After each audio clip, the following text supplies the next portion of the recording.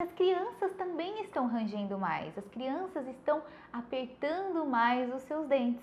E aí vem a necessidade de você também saber instruir o que fazer nesse momento.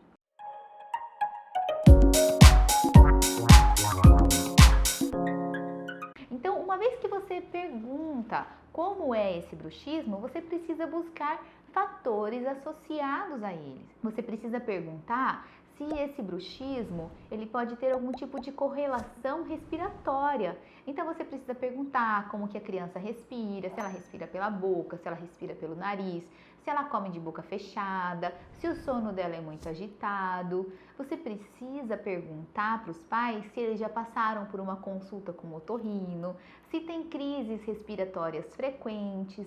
Esses são fatores respiratórios, eles comprovadamente têm associação com o bruxismo. Existem também fatores medicamentosos, aquelas crianças que fazem uso de Ritalina ou de alguns outros medicamentos, como por exemplo para TDAH, crianças hiperativas, elas tendem a ter um aumento dos índices de bruxismo como efeito colateral da própria medicação. E aí a sua conduta então é ter que entrar em contato com o médico, ver se existe algum outro tipo de medicamento que poderia ser utilizado no lugar dele, porque você precisa saber que ele é um efeito colateral do remédio. Enquanto o remédio estiver atuando, ele também estará presente.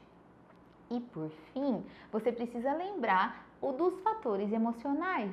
Hoje as crianças são cada vez mais ansiosas, os adultos são cada vez mais ansiosos. E essas questões de ansiedade, crianças em semana de prova, uso excessivo de telas, tudo isso aumenta também os índices de bruxismo.